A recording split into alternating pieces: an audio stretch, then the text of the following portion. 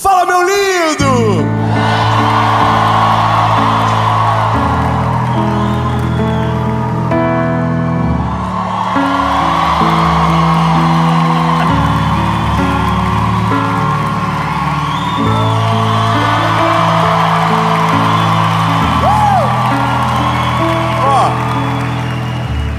A gente não combinou.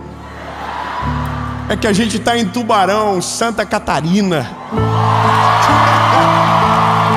Irmão, se você não veio para cá ainda, vem. É a nossa segunda série já nessa cidade maravilhosa. E eu tenho certeza que a mensagem que você vai ouvir é uma palavra de Deus para o seu coração. E aí, tá melhorando. E aí, então, antes de começar, eu só quero te pedir um favor muito importante. Curte o vídeo,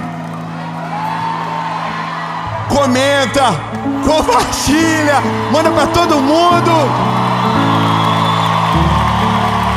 E é isso aí, compartilha. E o negócio, meu Deus, nossa, não pode esquecer disso. Nós estamos chegando na marca dos 10 milhões de inscritos. Glória a Deus. Então, meu lindo, se você não é inscrito ainda, se inscreve, ativa o sininho.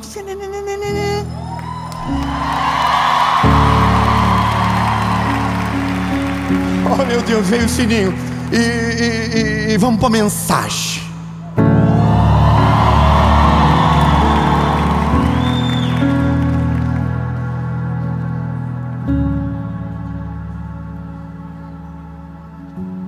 A mensagem é uma promessa. Eu vou ser claro. Se você entender a realidade do que Deus tem para você através dessa mensagem, eu quero declarar sobre você, de maneira profética, você, a sua casa, a sua família não serão abalados. Eu vou melhorar, não importa a circunstância, não importa o tamanho da tempestade, não importa o que vier, você não será abalado. Mas veja, para que isso se torne a nossa realidade, a gente precisa entender o princípio que nos assegura a firmeza no meio das tempestades da vida. Eu confesso para você que alguns textos da Bíblia demoram para fazer sentido para nós, talvez pelo tempo, talvez pela maturidade, talvez pela convicção, pela fé. Mas em algum momento da vida, o Senhor nos expõe a algumas palavras que, quando ouvimos, não conecta de primeiro grau ou de primeira vez, sabe? Mas quando o tempo passa, algumas coisas mudam dentro do nosso coração e a gente lembra da mesma passagem e diz: entendi, era sobre isso. E a passagem que eu leio para você agora é uma passagem que eu ouvi quando eu tinha 19 anos de idade. E no dia que eu ouvi, estava tão difícil a minha vida, que não fazia sentido para mim naquele momento. O texto é Salmos 125. Eu vou ler para você. Os que confiam no Senhor são como os montes de Sião, que não se abalam, mas permanecem para sempre. Assim como os montes estão em volta de Jerusalém, o Senhor está em volta do seu povo, Obrigado, André, só você entendeu. Eu acho que nós vamos para Curitiba gravar essa série. Essa mensagem a gente deixa para lá. Irmão, eu vou dizer de novo: os que confiam no Senhor são como os montes de Sião, que não se abalam, mas permanecem para sempre. Assim como os montes que rodeiam Jerusalém, assim é o Senhor Deus em volta do seu povo. Veja, é porque é uma promessa difícil de crer. Que fé é essa? Que mesmo vindo a tempestade, eu não me abalo. Veja, a palavra abalar, ela é sobre estremecer, é sobre perder as forças. E se tem uma coisa que nós, seres humanos, perdemos, é as forças. E talvez isso é mais parte do nosso dia, perder as forças, do que ser verdadeiramente forte. Mas quando eu vejo o salmista dizendo que os que confiam no Senhor são como os montes de Sião, eu sou meio nerd assim. E quando eu li isso, depois de muito tempo e já ter amadurecido na minha fé, eu fui ver o que é o monte de Sião.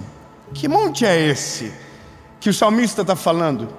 Que montes são esses que rodeiam Jerusalém e que simbolizam essa proteção divina sobre nós? E uma das coisas que me marcaram quando eu estava nesse caminho para entender, porque é isso que eu quero.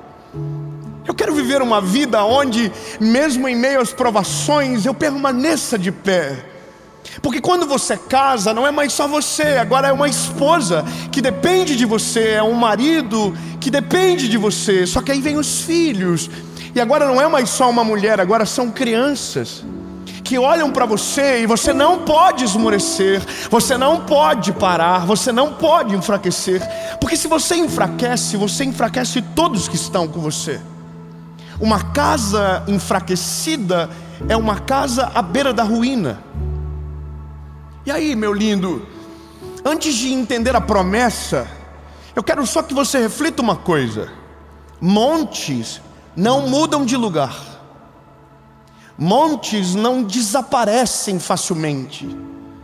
Eu vou ser mais claro: se você passar hoje num lugar e tiver uma árvore plantada, frondosa, cheia de frutos, talvez daqui 50 anos você passe e ela esteja lá ainda, mas talvez a chuva não caiu como deveria, o vento soprou forte demais, uma tempestade gerou uma descarga elétrica e destruiu, e aquilo que você viu foi destruído. Agora, um monte não. Se você passar na frente de um grande morro hoje, os seus netos irão ver o morro, os seus bisnetos irão ver o morro. Lindo, eu vou melhorar. Se você for no Everest hoje, ele está lá. Mas se você fosse há 100 anos atrás, ele estaria lá. E se os seus tataranetos forem lá, ele vai estar lá. Porque monte é sinal de permanência. Então, quando Deus está falando sobre os montes de Sião, é porque hoje, mais de 2000 anos, se você for em Israel, lá está o monte Sião de pé. Oh, meu lindo, eu quero que você entenda, não é sobre o monte Sião, é sobre você. Não, eu vou melhorar. Fala para o irmão que está do lado: é um monte você. Se você confiar no Senhor, você vai prevalecer, você vai se estabelecer, você não vai ruir, você não vai...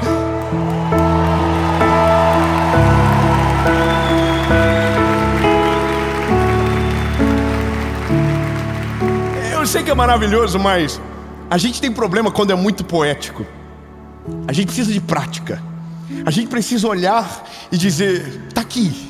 Não é só alguém declamando, é alguém que viveu e conseguiu passar para frente a mensagem. Veja, a promessa é clara.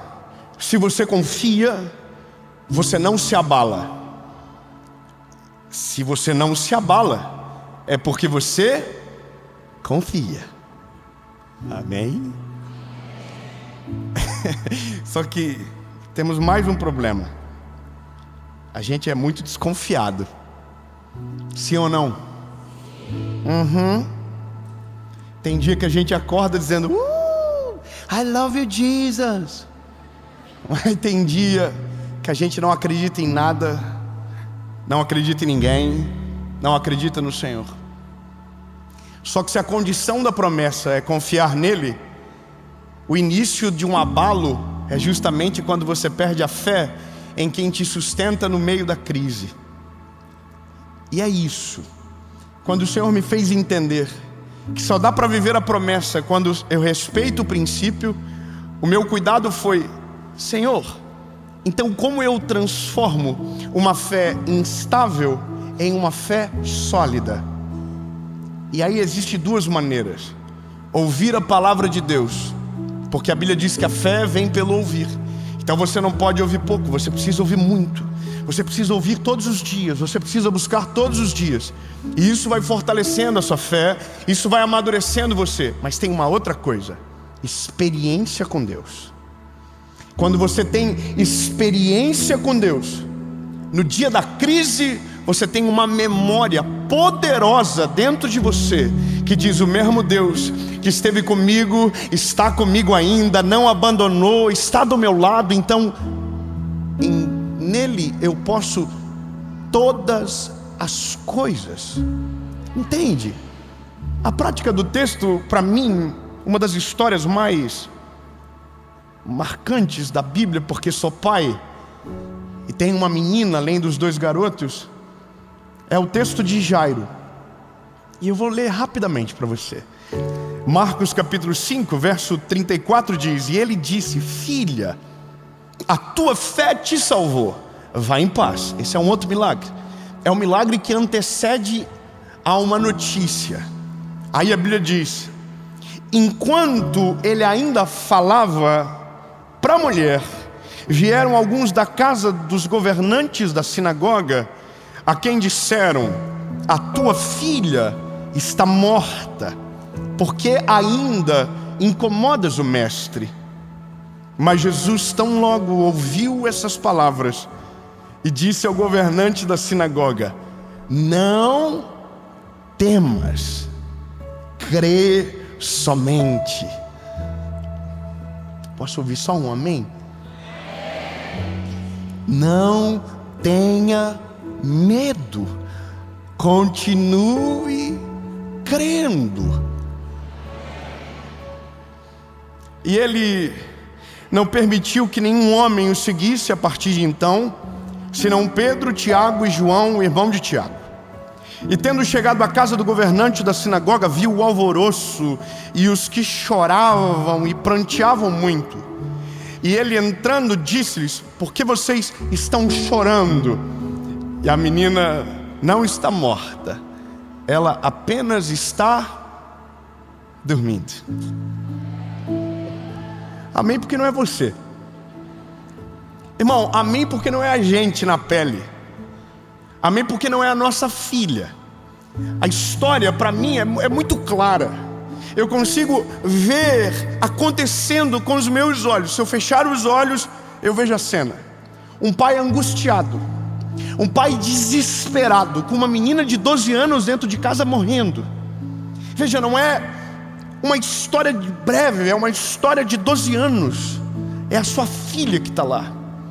E você pediu uma visita para viver um milagre. E você vai viver um milagre. Quem você pediu para dar a visita vai visitar você. Veja, Jesus disse: eu vou. Então agora você descansa, porque aquele que pode está indo na tua direção. Só que enquanto ele está indo, uma mulher interrompe, toca toca no manto de Jesus. E a Bíblia diz que ela tinha uma doença há 12 anos. Não é coincidência pura. Alguma coisa está intrínseca no texto e às vezes a gente escapa sem entender. Mas o tempo de vida de uma é o tempo de doença da outra. Deus é o que sabe a urgência, o tempo e as estações de como vai fazer. Só que veja, Jesus está falando com a mulher. Jesus não está olhando para o Jairo. Jesus não está falando com o Jairo nesse momento. Ele está dizendo para a mulher: ei, linda, a tua fé te salvou. Só que enquanto Jesus está falando com ela, a Bíblia diz que os rapazes da sinagoga chegam para Jairo e dizem: ei, acabou, a menina morreu, não incomode mais o mestre.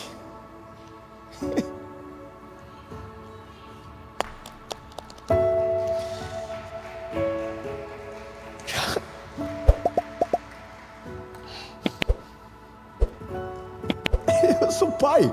Se alguém diz para mim, cara, não adianta mais, acabou, a Serena foi embora. Eu consigo imaginar a aflição do Jairo momentânea de desespero. Só que a Bíblia diz que Jesus se mete numa conversa que não é com ele. Eles não vieram falar para Jesus, eles vieram falar para Jairo. Jesus não está falando com Jairo, Jesus está falando com a menina. Mas quando a conversa chega do lado, Jesus é curioso igual a gente, irmão. Irmão, se der uma briga no avião, eu mudo de assento para entender a confusão. E aí quando eu olho para Jesus ouvindo uma conversa que não é com ele, eu digo: caraca, Jesus ouve as conversas que nem são com ele, irmão. Então tome cuidado com tudo que você diz, porque mesmo que você não está endereçando a ele, ele está te ouvindo. Amém? Só dá medo em mim isso? Porque eu digo umas coisas que até eu duvido de vez em quando. Bom, Jesus se meteu na conversa, que não é com ele. Mas Jesus não fala para quem está dando a notícia. Ele fala para quem está recebendo a notícia. Ô Jairo, eu imagino que o diálogo devia ser muito diferente, assim, de intensidade, sabe? Jesus está falando num tom com a mulher, mas com ele está assim: Jairo, ei! Aí o Jairo, provavelmente com o olho correndo lágrima, provavelmente com o coração acelerado, a mão suando. Jesus disse para ele: ei Jairo, olha para mim, não se desespere. Aleluia. Eu vou melhorar até você começar a viver junto comigo. Ei, Jesus está dizendo para ele: ei, não se desespere. Não, eu vou melhorar. Eu vou lembrar do Salmo 125 verso 2. No 125 verso 1 ele diz: os que confiam no Senhor são como os montes de Sião. Mas no verso 2 diz: e assim como os montes que estão ao redor de Jerusalém, assim é o Senhor guardando o seu povo. Veja, a conversa não está no monte, a conversa está no centro da cidade, está na vida de Jairo. Só que quando Deus, através de Jesus, diz: ei, crê somente, é os montes que guardam Jerusalém. Meu lindo, eu posso ser claro com você? Não existe possibilidade de Deus te abandonar no dia difícil. Não existe possibilidade de Deus não saber o que você está sentindo. Não existe possibilidade de Deus virar as costas para você. Não existe a possibilidade de você ser abandonado pelo Deus que criou os céus e a terra. Não existe possibilidade. Então existe uma forma de resolver o que acontece no meio da crise: continuar olhando para Ele e crer de todo o nosso coração. Agora pode. Ó,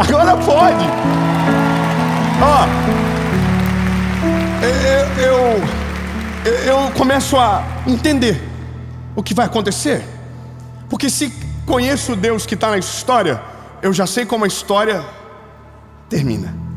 Quando Jesus diz: crê somente, eu já digo assim: vai curar. Irmão, eu não sei você, mas eu vou assistir filme, eu começo o início do filme já tentando imaginar como vai ser o final. E quando eu tento descobrir o que é o final, normalmente eu me lasco no fim, porque é totalmente diferente. Você cria uma expectativa, o final do filme chega e a expectativa não se cumpre. Só que com Jesus, a expectativa não é alterada, ela cumpre o que a palavra diz que ela é. Ai meu Deus, eu vou ser melhor. Lindo, a história de Jesus está na palavra. E a Bíblia diz que Ele vela para cumprir a sua palavra. Ou seja, Deus não trabalha com surpresa. Deus está cumprindo aquilo que Ele prometeu na palavra.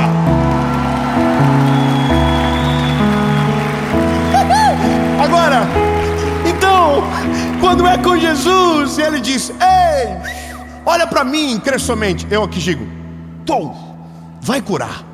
Só que agora a menina morreu, o Jairo está desesperado, e Jesus diz: ei, bora, vamos junto, vamos lá. Não vem ninguém comigo, a multidão toda assim: mas eu queria ver. Sai fora. Tem horas na vida que é melhor que Jesus tire todo mundo de perto, para que não tenha poder de fazer a gente desacreditar do que Ele tem poder para fazer na nossa vida.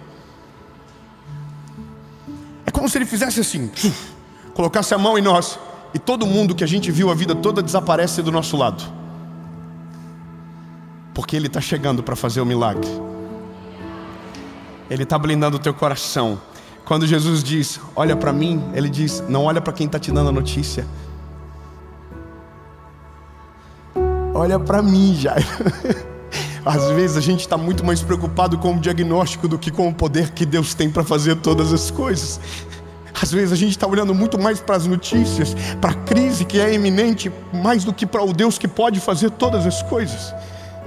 E esse é o nosso problema, o nosso olhar não está nele. Então não tem como viver o Salmo 125, porque o nosso olhar não está nele. E tem mais um problema: quando a notícia chega, a primeira coisa que ela rouba da gente é a nossa alegria. E quando perdemos a nossa alegria, nós perdemos tudo. Nós não conseguimos mais crer, nós azedamos, nós amarguramos. E aí é onde surge os doentes emocionais da nossa geração, que perderam a alegria. Meu lindo, deixa eu liberar uma palavra de Deus sobre você. Não perca a sua alegria, não perca o brilho dos teus olhos. Continue olhando para Jesus, continue crendo. Eu sei o que você pensa, mas Dave, você não está no meu lugar, você não sabe o que eu estou passando, você não sabe o que eu estou sentindo. Meu lindo, mas eu quero que você saiba que eu não estou te dizendo baseado no que você está vivendo, eu estou dizendo baseado em quem Deus é. E Ele é poderoso para fazer todas as coisas. Ele é poderoso para reverter o diagnóstico. Ele é poderoso para abrir portas que ninguém tem poder para abrir.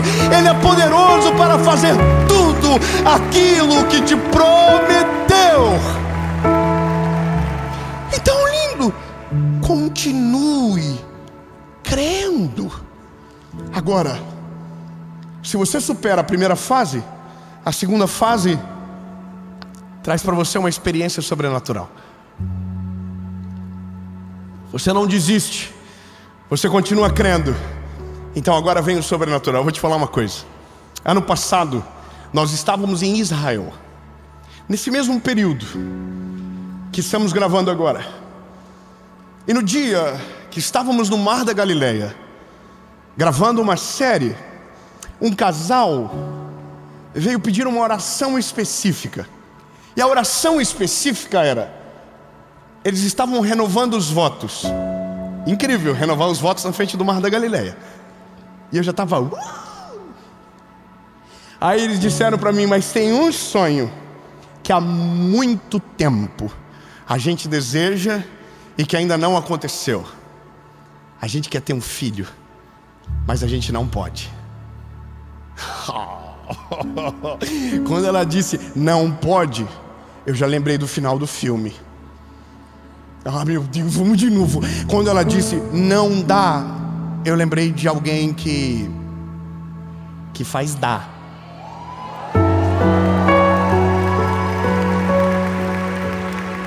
Aí, irmão, eu confesso para você que eu sou muito vida louca, irmão. Eu já tô falando, dá até um nome pro bebê. Quando me fala uma coisa dessa, eu já tô assim: vai ter nome, já dá nome, já prepara. Porque eu creio, porque já vi com os meus olhos milhares de vezes mulheres estéreis dando à luz, pessoas com diagnósticos de fim, vivendo novos começos. Eu já vi casamentos perdidos sendo restaurados. Eu já vi filhos longe de casa voltando para dentro de casa. Os meus olhos já viram, então eu já conheço o final do filme. Se você olhar para o Senhor, continuar crendo, Ele vai passar na tua casa. E quando Ele chegar na tua casa, quem estiver chorando vai parar de chorar. E Ele vai olhar para a cama e vai dizer: Talita cumi, ei menina, levanta.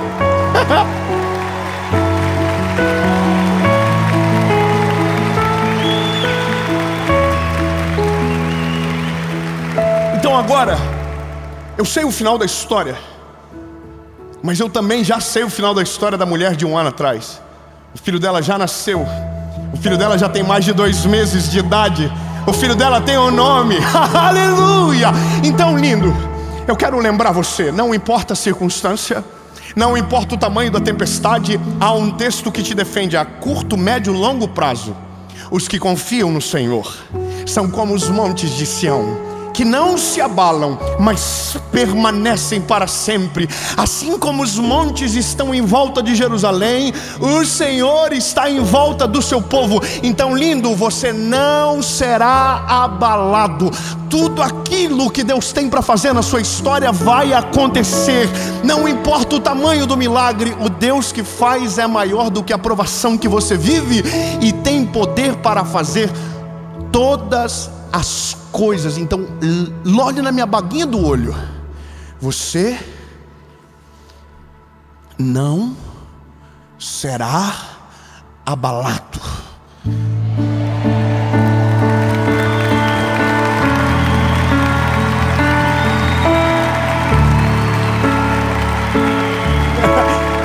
Jesus, eu quero crer, Senhor, que agora tem gente voltando a crer, voltando a olhar nos teus olhos, voltando a dizer: Jesus, então pode. Jesus, então dá. Jesus, então é possível. Tudo é possível para o que crer. Aleluia. Só tem uma forma de um monte mudar de lugar.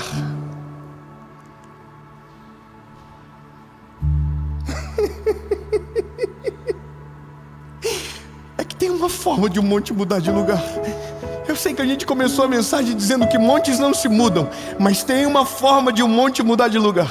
A Bíblia diz: se você tiver fé do tamanho de um grão de mostarda, você vai dar a ordem para o monte e ele vai mudar de lugar.